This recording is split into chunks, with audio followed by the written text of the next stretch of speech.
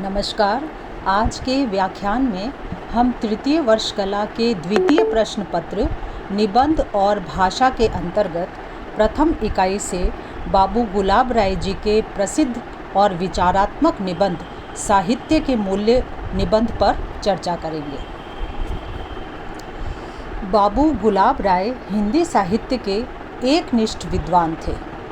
आपने दर्शन शास्त्र, तर्कशास्त्र, मनोविज्ञान, काव्यशास्त्र, धर्मशास्त्र, राजनीति शास्त्र आदि अनेक गंभीर विषयों पर उच्च कोटि के ग्रंथों की रचना की है। साथ ही हास्य, परिहास तथा साधारण विषयों पर भी आपने अपनी सशक्त लेखनी चलाई है। आपने निबंधकार और आलोचक दोनों रूप में हिंदी साहित्य की विशेष सेवा की है। साहित्य का मूल्य बाबू गुलाब राय का एक विचारात्मक निबंध है। निबंध में आपने सर्वप्रथम मूल्य शब्द के बोलचाल पर के अर्थ पर प्रकाश डालते हुए इसका संबंध मोल भाव से जोड़ा है, जो आर्थिक व्यंजना से युक्त है। मूल्य शब्द से प्रतीक रूप में मुद्राओं का आकर्षक रूप हमारे सामने आ जाता है, लेकिन साहित्य के साथ जो मूल्य जुड़ा हुआ है उस पर अनेक प्रकार की स्थितियों पर विचार करने के बाद उसके लिए भारतीय साहित्य में प्रचलित प्रयोजन शब्द को ही अधिक मूल्यवान समझा गया है, क्योंकि साहित्य मानव जीवन के लिए बहुत उपयोगी है और इसी के माध्यम से जीवन आदर्शों की रक्षा भी होती है।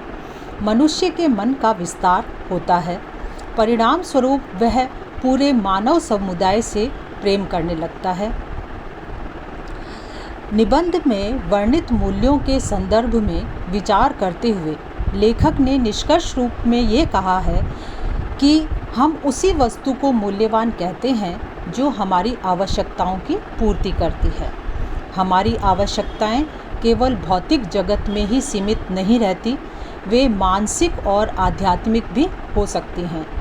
उन्हीं आवश्यकताओं के आधार पर उनके मूल्य का निर्धारण होता है। उदाहरण के लिए कलावादियों की दृष्टि में संगीत क्लांत मन को विश्रांति देने के कारण संबंधित व्यक्ति के लिए उसका मूल्य अधिक होता है, क्योंकि वह उस व्यक्ति के लिए अधिक उपयोगी होने का कारण मूल्यवान हो जाता है। इसी प्रकार एक देशभक्त के लिए अपने आदर्शों की पूर्ति के लिए देश हित में अपने प्राणों की आहुति देना उसके लिए अधिक उपयोगी और मूल्यवान होता है। मूल्य की दृष्टि से यदि हम साहित्य को देखें तो हमारा साहित्य सहित से जुड़ा है।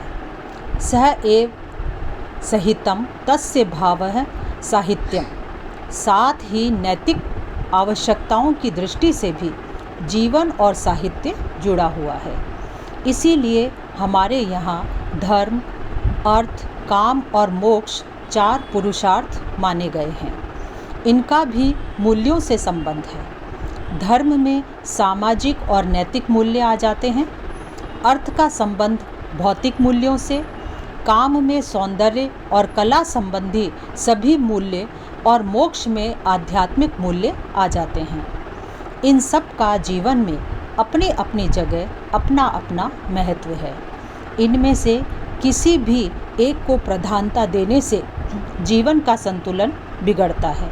इसलिए हम इनमें से किसी के भी मूल्य की उपेक्षा नहीं कर सकते हैं।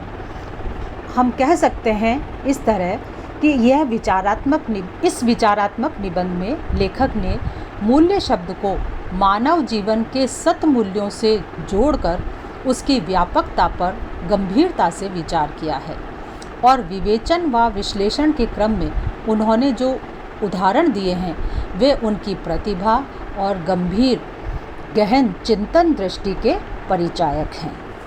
धन्यवाद।